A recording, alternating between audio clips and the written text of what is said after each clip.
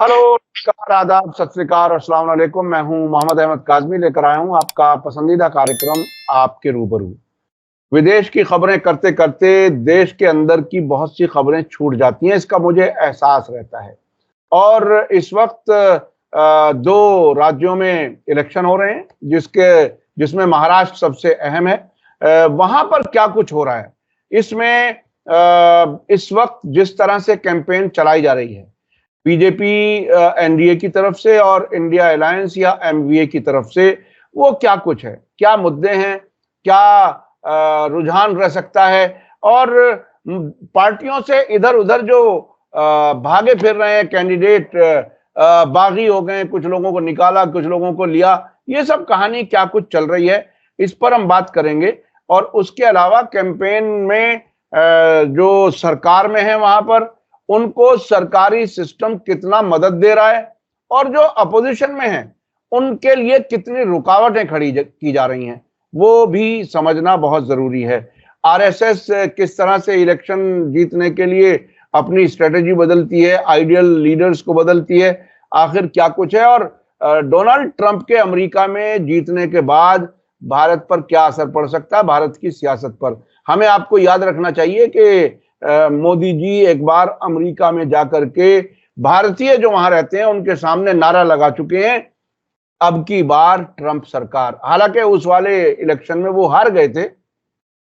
लगता है कि मोदी जी और ट्रंप के बीच में कुछ केमिस्ट्री बेहतर है, कुछ लोगों का ऐसा कहना है, लेकिन ट्रंप को समझना खुद अपने आप में एक बड़ी साइंस है, उसके बारे में अंदाज लगाना बहुत मुश्किल है। अविनाश काकड़े जी हमारे साथ मौजूद हैं, किसान सेवा संघ के अध्यक्ष, नागपुर में रहते हैं और बहुत ही बेबाक अंदाज में अपनी बात रखते हैं। अविनाश काकड़े जी, वेलकम है आपका। मीडिया स्टार वर्ल्ड को आप समय दे देते हैं, उसके लिए शुक्रिया। और आप चूंकि महाराष्ट्र से हैं, वहां की सियासत को अच्छी तरह से जानते हैं, कई पार्टियों को बहुत नजदीक से जानते हैं, क्या कुछ हो रहा है और क्या कैंपेन में असल मुद्दे क्या हैं, हमारे मोदी जी जाकर के क्या कुछ कह रहे हैं और दूसरे नेता, दूसरी पार्टियों के खास मुद्दे अब क्या बनते हुए जा रहे हैं इलेक्शन के लिए? जी, मोदी जी क्या कहेंगे? उनके पास हिंदू मुस्लिम के सिवा और बटेंगे और कटेंगे के सिवा कोई दूसरा मुद्दा नहीं। वो भी उधारी का लिया है योगी से, क्योंकि बाकी क्या बात करेंगे। 3-3 इंडस्ट्री यहाँ से, बड़ी इंडस्ट्री जो भगा के उधर ले गए, गुजरात में ले गए। अभी तो एक हमारे यहाँ से एयर इंडिया का जो ये इसका चल रहा था, टाटा एयरलाइंस का जो यहाँ एयर बस वाला प्रोजेक्ट चल रहा था, उसमें कम से कम 1 लाख बच्चे नौकरी पर लगते, वो भगा के ले गए बड़ोदरा में। कई प्रोजेक्ट, 1-2 प्रोजेक्ट नहीं, कई प्रोजेक्ट वो भगा के ले गए उसने गुजरात में। तो ये महाराष्ट्र की लड़ाई हो रही है मेन रूप से गुजराती वर्सेस मराठी, इस तरीके से ये लड़ाई बन रही है। और मोदी जी की जो सभा में आते हैं वो कुर्सियां खाली है। मतलब इतने आपकी मीटिंगें देखे होंगे कि कुर्सियों पे लोग नहीं है, मगर वो उतनी ही ताकत से वहां बोल रहे हैं कि लोग वहां भी नहीं थे हरियाणा में। और हरियाणा में हमने जीत लिया तो हम दूसरा हरियाणा यहाँ गठित कर देंगे। हरियाणा में कांग्रेस वर्सेस बीजेपी की लड़ाई थी, उसमें आपने पोलराइज कर लिया, बहुत अच्छी बात है। यहाँ उनको लग रहा था कि जरांगे की वजह से मराठा के विरोध में सारी जातियां हो जाएगी, मगर जरांगे पाटिल ने अपने कैंडिडेट विड्रॉ कर लिया, तो 30-35 सीटें तो वैसे ही हार गई है बीजेपी अलायंस। 30-35 सीटों पे वैसे ही हार गई। मराठवाड़ा में बीजेपी का जैसे सांसदीय इलेक्शन में कोई नाम लेवा नहीं बचा था, वैसा इसमें भी बहुत बुरी तरीके से हारेगी, बुरी तरीके से हारेगी। इसलिए अब इनके पास में क्या चल रहा है कि एक रहेंगे तो सेफ रहेंगे, बटेंगे तो मतलब वो जनता से नारा लगवा रहे, एक रहेंगे तो नीचे वालों को बुलवा रहे सेफ रहेंगे। पहले अपन ने बोल दिया और फिर एक रहेंगे तो सेफ रहेंगे। हमारे यहाँ बड़ी बड़ी एडवर्टाइजमेंट चल रही है, फ्रंट पेज पर एडवर्टाइजमेंट है सारी न्यूज़पेपर में कि एक है तो सेफ है। भाई एक है तो सेफ है, इसमें हंसदेव जंगल का है, हंसदेव जंगल। अगर वहां हिंदू मुस्लिम सिख ईसाई एक हो जाते हैं और चारों धन सुंदरलाल बहुगुणा जैसे उसको पेड़ को लपेट लेते अपने इसमें, तो जंगल नहीं कटता इतना बड़ा। इनको बांटना इसीलिए है कि तुम्हारी सार्वजनिक संपत्तियों की लूट करके और 5 लोगों को उस लूट में हिस्सेदार बनवा देना है। एक है अजित डोभाल, एक है अमित शाह, एक है अडानी, एक है बुच और एक दूसरे मोदी जी। ये 5 लोगों को इकट्ठा रखना है, इसलिए ये नारा है। ये 5 इकट्ठा रहेंगे तो फिर इनका सब लूट चलते रहेगा।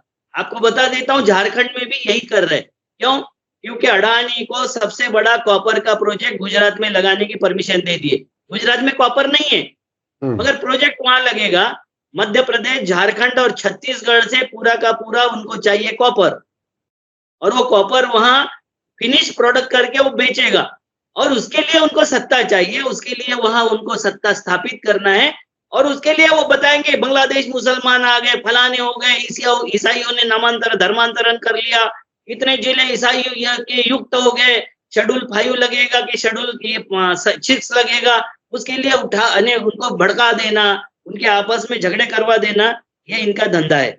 आप बताइए, फिर कारखाने गुजरात में गए, यहाँ रोजगार के लिए बोलेंगे क्या? 22 लाख क्विंटल कपास आयात कर लिया, इंपोर्ट कर लिया। किसानों को ऐसे ही दाम नहीं मिल रहे। या धर्म बचाने की बात करते, किसान बचेगा कि नहीं बचेगा? उसके कपास के दाम बचेंगे कि नहीं बचेंगे? सोयाबीन के दाम बचेंगे कि नहीं बचेंगे? उसकी मजदूरी बचेगी कि नहीं बचेगी? उसका स्वास्थ्य बचेगा कि नहीं बचेगा? हजारों स्कूल आपने बेच दिए, शिक्षा बचेगी कि नहीं बचेगी? उसके जवाब नहीं है इनके पास में। मगर ये बटेंगे तो कटेंगे। तो मैं एक बात बताता हूं कि जो हिंदू मुस्लिम नहीं बटेगा ना, तो कटेगा भी नहीं। सबसे पहली बात तो हिंदू मुस्लिम को बांटने की, वो करता कौन है? मोहन भागवत जी ने कहा था कि जातियां हमने पैदा की, तो जाति में बांटने का पाप किसने किया था? आरएसएस ने, आरएसएस के पुरखों ने, इन्होंने किया था ना जातियों में बांटने का पाप। अब ये किसको समझा रहे हैं बटेंगे तो कटेंगे? हमें पता हो गया है कि हम एससी, एसटी, ओबीसी, माइनॉरिटी अगर बढ़ गए तो जरूर कटेंगे। हमारी नौकरियां कट जाएगी, हमारे रोजगार कट जाएंगे, हमारे इकोनॉमी कट जाएगी, हमारे खेत कट जाएंगे, हमारी फसल कट जाएगी, और हमारा इनकम भी कट जाएगा। हर चीज कट जाएगी अगर हम बढ़ गए तो।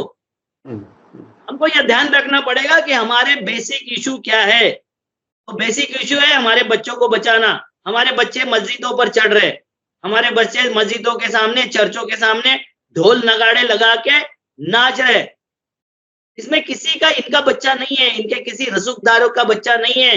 ये कभी अपने बच्चे को, अभी मैं डिस्कशन करते 6-7 डिस्ट्रिक्ट घूम के आया हूँ, तो कुछ लोगों ने मुझे ये बताया कि आप मुसलमानों के ज्यादा फेवर लेते हो। तो बोला क्या फेवर लेता हूँ यार, सच बात बोलता हूँ मैं जो बात बोलता हूँ वो सच बात बोलता हूँ, गलत क्या बोलता हूँ? बोले मुसलमानों की संख्या इतनी बढ़ गई, वही राग उनका वही रहता है। मैं बोला मुसलमानों की संख्या बढ़ गई, पॉपुलेशन मुसलमानों का बढ़ रहा है, मुसलमानों ने ये किया वो किया। मैंने कहा कि मुसलमानों ने ना मेरी बहू बेटी भगाया, ना मुसलमानों ने मेरी जमीन दबाया, ना मुसलमानों ने मेरे आरक्षण का विरोध किया, ना मुसलमानों ने मेरे रोजगार छीना, ना मुसलमानों ने मेरी रोटी छीना। ये सब तो तुमने छीने, और ये छीनने के बाद हमको समझाते हो कि मुसलमान दुश्मन है। दुश्मन तुम हो, ये समझने की और समझाने की जरूरत है। मगर दुर्भाग्य ये है कि इनका विरोध करने वाली पार्टी जो है यहाँ मूल रूप से कांग्रेस ने 30-35 सीटें सरेंडर कर दी। मतलब वो सीटें अगर जीत जाए तो आपको ये लगेगा कि ये करिश्मा हो गया, चरिश्मा है।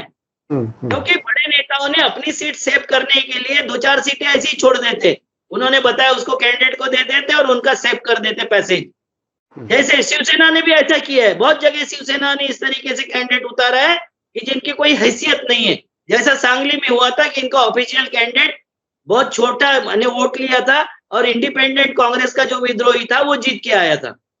मतलब वो डाल तो दिए थे बीजेपी के झोली में, मगर योगायोग से वो जीत गया कांग्रेसी, क्योंकि वो ज्यादा मजबूत था। उसी तरीके से सीटों का वितरण इन्होंने किया। उनके पन्ना प्रमुख तैयार है, मैं जगह जगह जाके देख रहा हूँ कि उनके पन्ना प्रमुख तैयार हैं। उनको जातियों के समीकरण पता है, छोटे जातियों के समीकरण पता है, उनके वर्कर्स उनके पास में जाके मिल रहे। ये सारी विरोधी पार्टियां जो है, इनके पास में ना बूथ है, ना इनके पास में वर्कर है, खाली नेता है और वोटर है। वो वोटरों को नेता के साथ में और बूथ के साथ में कनेक्ट करने वाला मैकेनिज्म इनके पास समाप्त है। चाहे कितनी भी बात कर ले ना, राहुल गांधी चाहे कितनी भी बात कर ले, मगर राहुल गांधी छोड़ के एक भी आदमी कहीं आरएसएस के विरोध में बोलते हुए इनका दिखाई नहीं देता है। एक आधा दिग्विजय सिंह जैसा नेता दिखाई देता है, और वो जयराम रमेश वगैरह दिखाई देते हैं, मगर उनका जो टोन होता है उनकी जो बोलने की जो स्टाइल होती है वो जनता से कनेक्ट ही नहीं होती।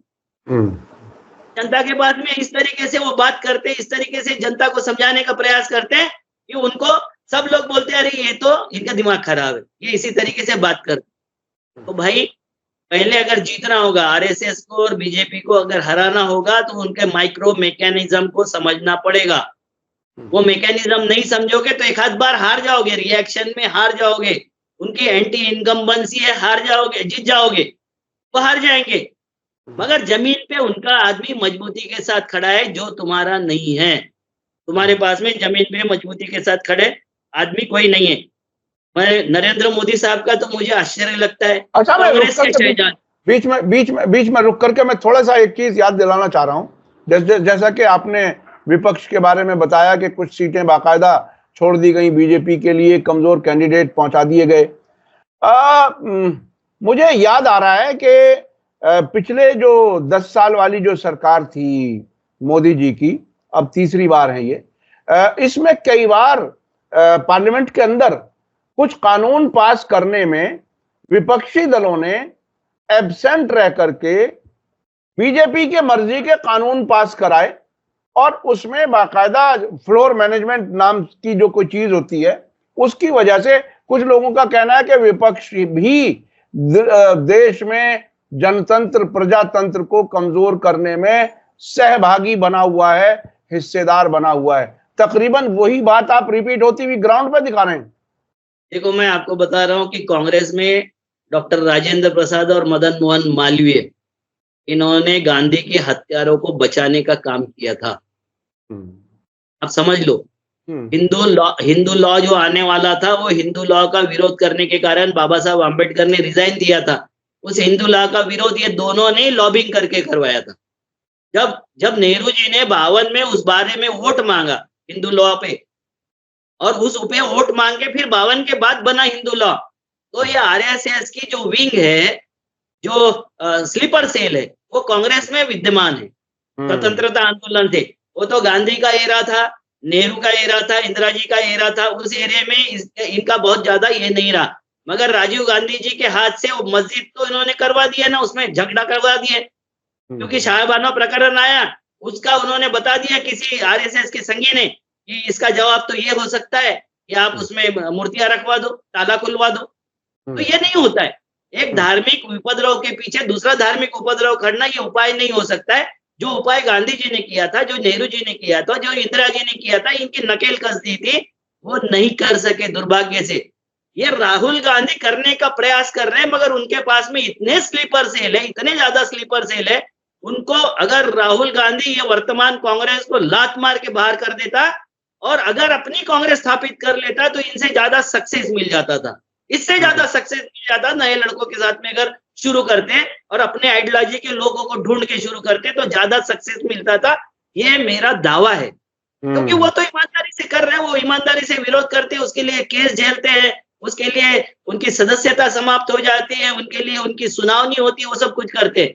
मगर क्या उनके पास में ऐसे कोई आदमी है, ऐसा कोई आदमी है जो संगठन बनाए? ऐसा किसान का संगठन नहीं है कांग्रेस के पास में, असंगठित मजदूरों का संगठन नहीं है कांग्रेस के पास में, छात्रों का संगठन नहीं है, ओबीसी एससी एसटी माइनॉरिटी किसी का संगठन नहीं है, खाली पदाधिकारी है। किसी भी सुख दुख में उस कम्युनिटी का जब कुछ प्रॉब्लम होता है, जैसे अभी पंजाब के किसान बैठे हुए हरियाणा के बॉर्डर पे, वही कांग्रेस वाला एक्टिव होके उनका आंदोलन पूरे देश को समझाए, पूरे देश में उसको आंदोलन को फैला, ऐसा एक आदमी इनके पास में नहीं है। तो ये क्या किसानों के नाम लेने से खाली हो जाएगा? इनके पास में आ जाएंगे किसान, इनके पास में आ जाएंगे सारे लोग। पता नहीं, शायद क्या ऐसा लगने लगा क्या ये सब कुछ ग्राउंड पर ना हो करके सोशल मीडिया और मोबाइलों से वीडियो दिखा करके ही शायद पार्टी चलाना चाहते हैं, क्या कुछ है?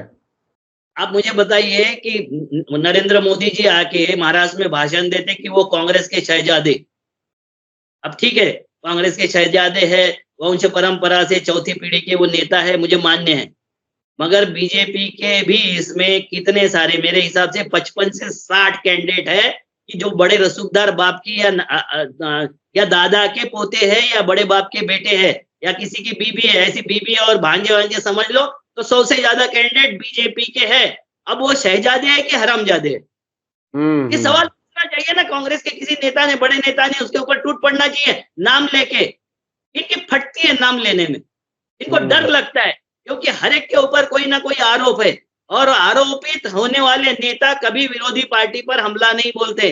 अभी एक बड़े नेता ने कहा राजदेव देसाई की किताब पढ़ते हुए कि ये 4 नेता छोड़ के बीजेपी के साथ क्यों गए, अपनी पार्टी तोड़ के बीजेपी के साथ में क्यों गए? तो ईडी और सीबीआई के डर से गए, जेल में जाने के डर से गए। तो जिनके ऊपर केस चल रही होगी वो डरे हुए लोग हैं, और डरे हुए लोग कभी भी इस तरीके का अपने मुद्दों पर, जनता के मुद्दों पर कायम नहीं रह सकते, ये समझ लो। कांग्रेस ने 22 बागियों को निलंबित किया, बीजेपी ने भी 40 बागियों को निलंबित किया, मगर 78 बागी बीजेपी के खड़े हैं। वो शिंदे सेना के विरोध में भी खड़े हैं, वो अजित पवार साहब के राष्ट्रवादी के सामने भी खड़े हैं, और वो कांग्रेस के सामने भी खड़े हैं। सबके सामने उनके बागी खड़े हैं। तो ये चीट भी मेरी, पट भी मेरी और अंटी मेरे बाप की, ये स्टाइल में ये लड़ते हैं।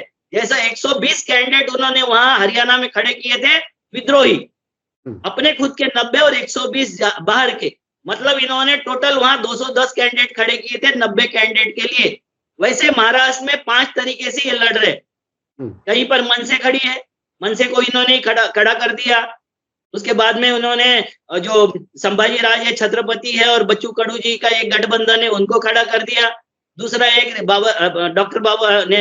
डॉक्टर प्रकाश आंबेडकर जी का एक गठबंधन है, उसको खड़ा कर दिया। ऐसे 4-5 गठबंधनों के माध्यम से, और कुछ तो ऐसे हैं कि इनके स्टाफ के लोग हैं, मतलब सीएम, डिप्टी सीएम के स्टाफ के लोग हैं, उनको इंडिपेंडेंट खड़ा कर दिया। पैसा वही दे रहे, मगर तुम खड़े हो जाओ, तुम्हारे जात का वोट बढ़ गया तो हमारा आदमी जीत के आ जाएगा, बीजेपी का आदमी क्लियर हो जाएगा। तो ये बहुत तरीके से लड़ते चुनाव, और कांग्रेस तो अपना नहीं संभाल सकी।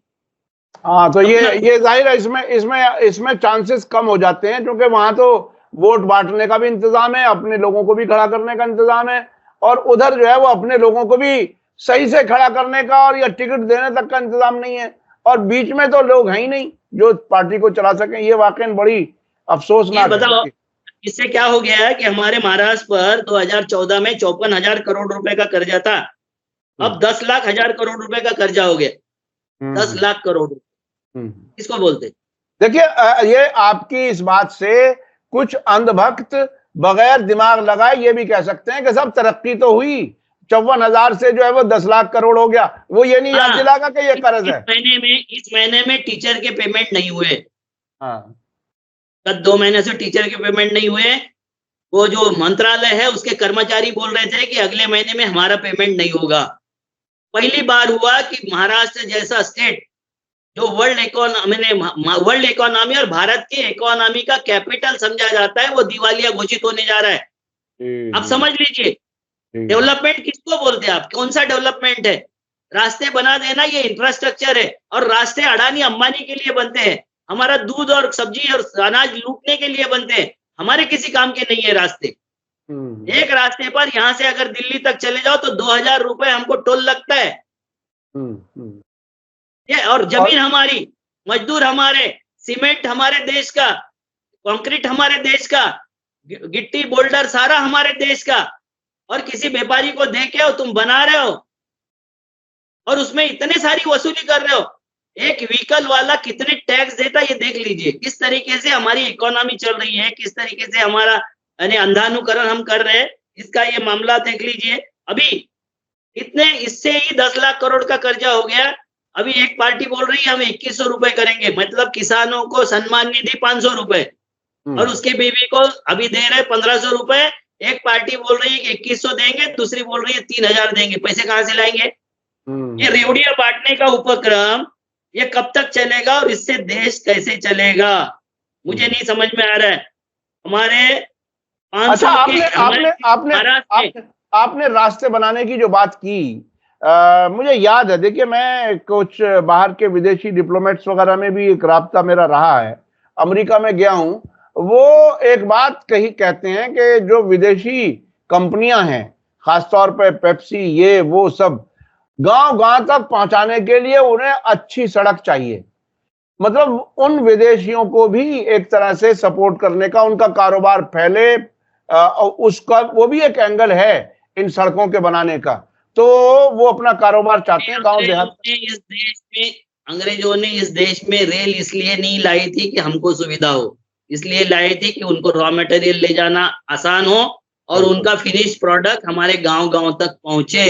बिल्कुल बिल्कुल बिल्कुल, वही मकसद अब सड़कों का भी है। मतलब एक मकसद वो एयरपोर्ट बनाते हैं हम, हमारे जनता के पैसे से एयरपोर्ट बनाते हैं, एयरपोर्ट दे देते अडानी को, अंबानी को और किसी को हम दे देते। हम सी पोर्ट बनाते, उनको फिर से दे देते हैं। हम गोडाउन बनाते, उनको दे देते हैं। हम रोड बनाते, उनको दे देते हैं। तो बना किसके पैसे से रहे और दे किसको रहे? हेयर कट वाला मामला तो गजब का मामला हो गया है, गजब। मतलब कितने पैसे लेते हैं और कितने पैसे में हेयर कट लगाते हैं और किस तरीके से वो अपना शासन चलाते हैं, मुझे समझ में नहीं आता। कि ये लोगों को नहीं समझ में आएगा तो हम तो कितने कंगले हो जाएंगे। मैं सही बता रहा हूँ, इस देश में अगर इसी तरीके से 5-7 साल और ये शासन चलता रहा तो बेचने लायक भी हमारे पास कुछ नहीं रहेगा। जैसी पाकिस्तान की हालत है वैसी हमारी हालत हो जाएगी। एक तरफ हम चाहते हैं कि हिंदू राष्ट्र बने और हिंदू राष्ट्र में दूसरे तरफ मंदिरों में जाने का दलितों में मनाही करते हैं, छोटी जातियों को मनाही करते हैं। तो जब उनको वहां जाने की मनाही करते हो तो वो तुरंत धर्मांतरण करते हैं, तो इसका बहुत बड़ा दुख आपको होता है। भाई आपकी छुआछूत समाप्त करो, आपका ऊंच नीच स्तर समाप्त करो, तो नहीं, धर्म में हम नहीं रहेंगे।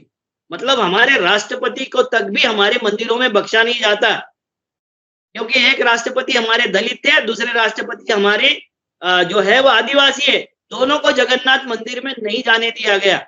और वैष्णव जो अननोन मंत्री था, चूंकि वो ब्राह्मण है इसलिए उसको गर्भगृह में ले जाके पूजा करवाई गई। तो ये अगर डेस्परिटी होगी, ये अगर गैर बराबरी होगी तो कहाँ संविधान है? और ये बोलते हैं कि संविधान नहीं है, ऐसा हो गया और उनकी संविधान नहीं, आरएसएस का संविधान तो मनुस्मृति है साहब। देश तो उस तरह से चलाना है ना, संविधान का नाम लेते रहना, मनुस्मृति के साथ चलते रहना, ऐसा लगता है जी।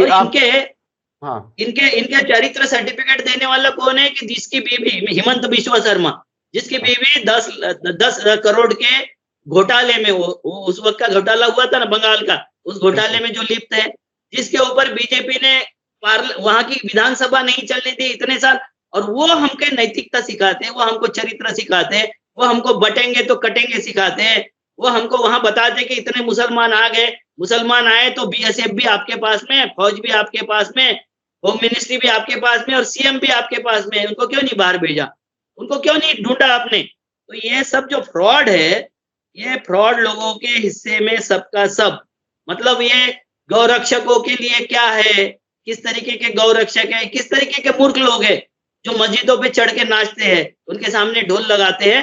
तो ये पूरे मूर्ख लोग हैं, उनको पता है कि इनको कुछ अकल नहीं है, इनको समझ भी नहीं है कैसे बचेगा इकोनॉमी, कैसे बचेंगे लोग, इसकी इनको कोई समझ नहीं है। ऐसे लोगों को उन्होंने अपने इसमें, देखो ये उद्धव ठाकरे जी ने बोला, वो जो बार बार शाहजी, अमित शाह जी आके बोल रहे थे कि हमने 370 हटा दिया, हमने मंदिर बना दिया। महाराष्ट्र को क्या फायदा हुआ 370 हटा के? ये स्टेट का इलेक्शन है ना भाई, केंद्र के इलेक्शन में आप 370 गिना दो, यहाँ क्यों गिना रहे हो 370? हमने मंदिर बना दिए, क्या हो गया मंदिर गिना के? उसकी छत टपक रही है, उसके रास्ते टूट गए, 1000 करोड़ का खाली मात्र रोड पे घोटाला हो गया, रेलवे की दीवार गिर गई, रेलवे का स्टेशन तहस नहस हो गया, मंदिर की सिस्टम तहस नहस हो गई। किसको समझाते हो? और ये चीजें बोलने के लिए विरोधियों के पास में सिस्टम ही नहीं है। विरोधियों के पास में मात्र एक तो नेता है या तो फिर जनता है, और जनता जब एंटी इनकम्बेंसी हो जाती है, उनके विरोध में हो जाती है, तो उनको वोट मिल जाते हैं, इनको लगता है हम जीत गए, वो हार गए। तुम जीते नहीं, तुम्हारे पास जीतने का कोई मैकेनिज्म नहीं है। और ये मैकेनिज्म न होना सबसे बड़ी ऐसी बात है कि जो उनको बार बार सत्ता में लाती है। यहाँ डेमोक्रेसी में बैठे हुए हमारे जो नौकरशाह है, वो कितने सालों से उनके नौकरशाह होके चल रहे, कांग्रेस सोई हुई है। सरकारी वकील जो अपॉइंट होते हैं, बीजेपी ने जिनकी सिफारिश किया वही वकील होता है, बीजेपी के लोगों ने जिनकी सिफारिश किया वही जज होता है, और वही लोग केस चलाते हैं। तो उनके आतंकवादी सारे के सारे छूट जाते हैं। और फिर वो बोलते हैं कि आतंकवादियों को कांग्रेस ने फंसाया। रियल अगर जांच किया जाए तो हमारे यहाँ जितने विस्फोट हुए 99% आतंकी घटनाएं आरएसएस की हुई घटनाएं हैं। मैंने कई बार आपके चैनल पर बिल्कुल आपने उनके नाम भी बताया और सब कुछ बताया कि मौलानाओं के नाम कैसे शर्मा जी और कैसे ठाकुर जी और ये सब है, ये मैंने बता दिया आपको। पुरोहित जी है मौलानाओं के नाम। बिल्कुल बिल्कुल। अच्छा, हमारे पास वक्त जरा अब कम रह गया। ये आरएसएस अपने आइडियल्स को बदलती है, क्या कुछ है वो क्या कुछ कहानी है इस वक्त इलेक्शन, क्योंकि आप आरएसएस के गढ़ में नागपुर में रहते हैं, आप तो आरएसएस की नस नस जानते होंगे, ये क्या कुछ है? देखो, इनके पास में बाप की कमी है। इनका संगठन 25 में स्थापित हुआ, 47 के आंदोलन तक इनका एक भी नाम स्वतंत्रता आंदोलन में नहीं है। इनके जो भी थे आरएसएस के प्रमुख, वो सुभाष बाबू से मिलने से और बाकी लोगों से, स्वतंत्र संग्रामियों से मिलने से कैसे भागते थे, उनको फंसाने के लिए इन्होंने कैसा कैसा, चंद्रशेखर आजाद जी के बारे में इन्होंने क्या किया, भगत सिंह के विरोध में क्या किया, वो सारा इतिहास है। देखो, इन्होंने कभी महात्मा गांधी को बाप बनाया। अभी मेरे पास कुछ लोग बताने आए थे कि महात्मा गांधी तो हम मानते हैं, सुबह महात्मा गांधी को बाप बोलते, शाम को होते तक वो कैसे लड़कियों के साथ में घूमते थे और कंधे पे हाथ रखने के लिए लड़कियां ढूंढते थे वगैरह वगैरह, उनके बारे में अपमान करते हैं। उसका बाप दोनों ने दूसरा बताया था, सरदार पटेल को बाप बनाया था। फिर सरदार पटेल ने इन्होंने बोलना शुरू किया कि उन्होंने तुम्हारे ऊपर पाबंदी लगाई थी, तुम उस लायकियत के नहीं थे कि ये देश को तुम कुछ समझा सको, इस लायकियत के तुम नहीं थे, तुम पे पाबंदी लगाया था, उन्हीं सरदार पटेल ने उसको छोड़ दिया। फिर शास्त्री जी को बाप बनाने का प्रयास किया। फिर उसके बाद में नेताजी सुभाष चंद्र को बाप बनाया, फॉरवर्ड ब्लॉक आगे आ गया और उन्होंने बताया कि उन्होंने देखा नहीं, सुभाष चंद्र बोस के गोपनीय दस्तावेज निकालेंगे, ये निकालेंगे, ये सब इनके विरोध में निकले दस्तावेज। फिर सुभाष चंद्र बोस को भी छोड़ दिया। फिर भगत सिंह को बाप बनाया, कम्युनिस्ट आगे आ गए। उन्होंने बताया भगत सिंह तो नास्तिक थे, ये तुम्हारे धर्म को मानते ही नहीं थे। फिर भगत सिंह को छोड़ दिया। अब इन्होंने नया बाप बनाया, बाला साहब ठाकरे, और ये बाप सबने, उनके जितने जितने लोग हैं उन्होंने सबने बाप मान लिया। शिंदे साहब ने भी मान लिया, मोदी साहब ने उसको बाप मान लिया, आरएसएस ने भी बाप मान लिया। जितने लोग आते बाला साहब का नाम लेते। अब मुझे ये बताइए कि ये नाम अपने बाप का क्यों नहीं लेते, हेडगेवार का क्यों नहीं लेते, गोलवलकर का क्यों नहीं लेते, सावरकर का क्यों नहीं लेते, गोडसे का क्यों नहीं लेते? ये इनके रियल बाप है कि नहीं है? तो इनके सबके डीएनए की जांच होनी चाहिए। बिल्कुल, इनके सबके डीएनए की जांच होनी चाहिए कि इनका मूल बाप कौन है, ये जनता के सामने आना चाहिए। और जब सब ज्यादातर लोगों को ये अनुमान के तौर पे पता है कि इनके बाप कैसे थे, इनके बाप कौन है, ये किस बाप की आराधना करते हैं, ये सबको पता है। मगर एक बार साइंटिफिकली प्रूव हो जाना चाहिए कि इनका बाप ये नहीं है। छत्रपति शिवाजी महाराज का पुतला बना के जो 1 साल के अंदर गिर जाता है, छत्रपति तो इनका बाप नहीं हो सकता। छत्रपति जयंती इनके इसमें नहीं मनती है, किसी आरएसएस शाखा में छत्रपति की जयंती नहीं मनाई जाती है। और छत्रपति शिवाजी महाराज, संभाजी महाराज को हिंद सम्राट, हिंदू हृदय सम्राट वगैरह ये सब जो बोला जाता है, हिंदवी स्वराज्य संस्थापक, जब उनका इतिहास सामने आता है तो उनके साथ में मुसलमान, उनके साथ में आदिवासी, उनके साथ में ओबीसी, ये सख्ती से खड़े हुए दिखाई देते हैं उनके स्वराज्य बनाने के लिए। फिर इनका लफड़ा हो जाता है, फिर इनके इसमें शर्म आती है इनको कि हाँ ये तो इनके साथ में थे। ये इनके जो लोग आते हैं मूर्ख लोग, यूं भगत सिंह कोश्यारी था, वो हमारे छत्रपति शिवाजी महाराज के बारे में, वो ज्योतिराव फुले जी के बारे में, वो अंबेडकर साहब के बारे में किस किस तरीके से बोलते थे। ये इसीलिए बोलते हैं कि विवाद खड़े हो जाए और फिर विकास के इशू पीछे छूट जाए, रोजगार का इशू छूट जाए, उद्योगों का इशू छूट जाए, स्वास्थ्य, शिक्षा, ये सब इशू सब साफ हो जाए। सबसे वो भुला के रखना चाहते हैं कि आप मुसलसल नशे में रहें और हिंदू राष्ट्र की बात हम करते रहें और उसी में हिंदू मुसलमान करते करते करते आप वोट दे जाएं, हर बार धोखे में आ जाएं। ये बात आपने कही। अच्छा, बिल्कुल हमारे पास वक्त खत्म होने जा रहा है। डोनाल्ड ट्रंप जीते हैं, मोदी जी के दोस्त बताए जाते हैं। आपको क्या लगता है, भारत पर कोई उनके जीतने का कोई असर होगा, कोई तब्दीली आएगी, कुछ होगा? जरूर होगा, बहुत बड़ा असर होगा। 10 लाख लोग अमेरिका से पिछवाड़े पे मार के भगा दिए जाएंगे, क्योंकि ट्रंप ने घोषित किया था। ट्रंप ने बताया था कि मैं टैक्स 60 से 100% बढ़ाऊंगा, हमारा इंपोर्ट खत्म हो जाएगा, हमारे रुपयों का दाम गिर जाएगा, चाइना अपने रुपयों का दाम गिरा लेगा स्वयं, तो इसका एक्सपोर्ट बढ़ जाएगा, क्योंकि वो प्रोडक्शन सेक्टर में बहुत बड़ी शक्ति है, तो उनका प्रोडक्शन बिकना शुरू हो जाएगा। उनको कोई, हम प्रोडक्शन में भी कहीं नहीं है, हमारा प्रोडक्शन भी खत्म हो जाएगा। और हमारे यहाँ 2025 में भारत के रोजगार की हालत इतनी खराब होगी कि सांप्रदायिक डोज बढ़ाए बिना मोदी स्वस्थता से, शांति से कुर्सी पर नहीं बैठ सकेंगे। कनाडा से अगले साल मार्च तक 1,30,000 भारतीय भगाए जाएंगे। हमारा पहला देश है जहाँ के होम मिनिस्टर को उन्होंने आतंकी और अपराधी घोषित किया है पर कार्रवाई चल रही है। पहला देश है, ये पहला देश है जिनको डिप्लोमेसी का 12 खड़ी पता नहीं है। अगर किसी के ऊपर कोई हिडन एक्शन आपने लिए तो उसका ये डंका बजाते हैं, क्योंकि वोटों में तब्दील हो जाए। हम कभी पाकिस्तान का कोई मर जाता है तो हम बताते हैं हमने मारा, वहां का निज्जर मर जाता है हम बताते हैं हमने मारा, और कहीं का कोई मर जाए, पन्नू मर जाए तो हम बताते हैं हमने मारा। तो मारा ही होगा ना, सुनिए, बताते मारा होगा ना, तभी तो बताते हैं। उसमें क्या मतलब वो सच, तो वो सच ना बोले क्या? मोसाद ने कितने लोगों को मारा? डिप्लोमेसी क्या बोलती है? मोसाद ने इतने लोगों को मारा, कभी बोला? नहीं, कभी नहीं बोलता। कोई देश बोलता है?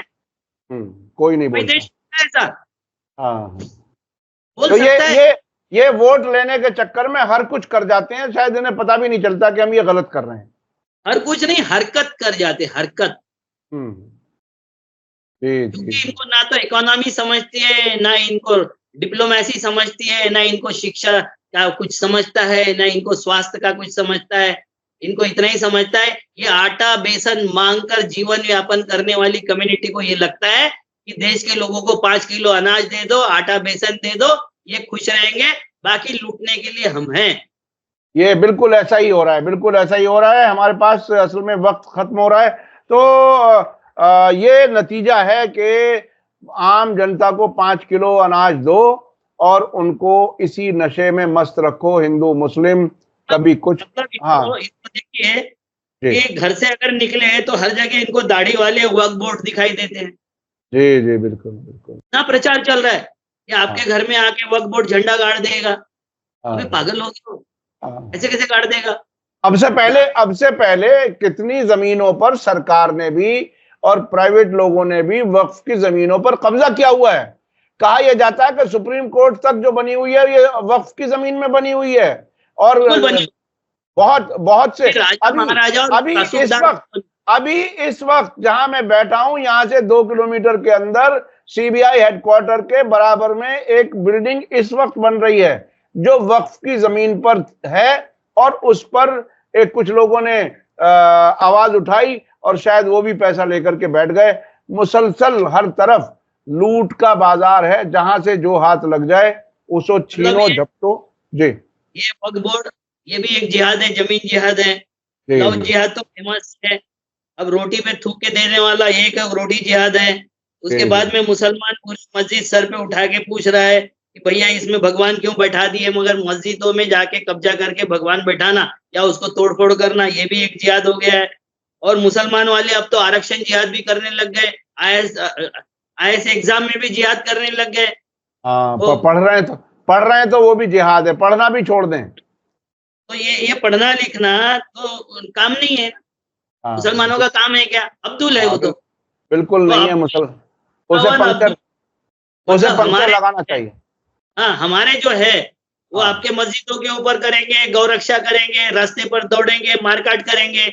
अब्दुल अगर आईएएस हो गया, पंचर नहीं बना रहा है, आईएएस हो गया और पंचर बना के उसने दाम बढ़ा लिया कि पंचर के दाम में 50 रुपए लूंगा, तो इसकी तो साइकिल बिक चुकी है। जी, बिल्कुल साइकिल बिक चुकी है। तो हम हमारे खुद की ऐसी तैसी करवा लेंगे, मगर मुसलमान को सबक सिखाना है। ये गजब की शिक्षा हमारे देश में दी जा रही है जो गर्त में ले जाएगी। धार्मिक शासन जहां भी आएगा वहां सर्वनाश पैदा करेगा। जितने भी डेवलप कंट्री है वहां धर्म और शासन अलग अलग है। जहां धर्म और शासन एक जगह इकट्ठा होते हैं वहां बर्बादी के सिवा और कुछ नहीं हो सकता है। ये हमको ध्यान रखना पड़ेगा। जी, बहुत बहुत शुक्रिया अविनाश काकड़े जी। आपके पास बहुत बातें होती हैं कहने के लिए और वो कहीं बीच में रोकना पड़ता है, क्योंकि बहरहाल सोशल मीडिया पर एक लिमिट आधा घंटे तक भी अगर कुछ लोग देख लें तो बहुत बड़ी बात है। तो बहरहाल हमारी पूरी कोशिश रहती है कि हर तरफ की खबरें आप तक पहुंचाई जाएं। आज का ये इंटरव्यू आपको कैसा लगा? क्या कुछ अविनाश काकड़े जी जो कुछ कह रहे हैं आप उससे कितने सहमत हैं? आप कमेंट्स में जरूर लिखें। बहुत बहुत शुक्रिया काकड़े जी। इसी के साथ मुझे दीजिए इजाजत। धन्यवाद, शुक्रिया। जय भारत, जय हिंद। मीडिया स्टार वर्ल्ड के और वीडियो देखने के लिए हमारे चैनल को सब्सक्राइब करें और सीधे नोटिफिकेशन पाने के लिए बेल आइकन दबाएं। और अगर हमारी खबर सच्ची और अच्छी लगे तो अपने व्हाट्सएप, इंस्टाग्राम, फेसबुक और ट्विटर अकाउंट पर जरूर शेयर करें।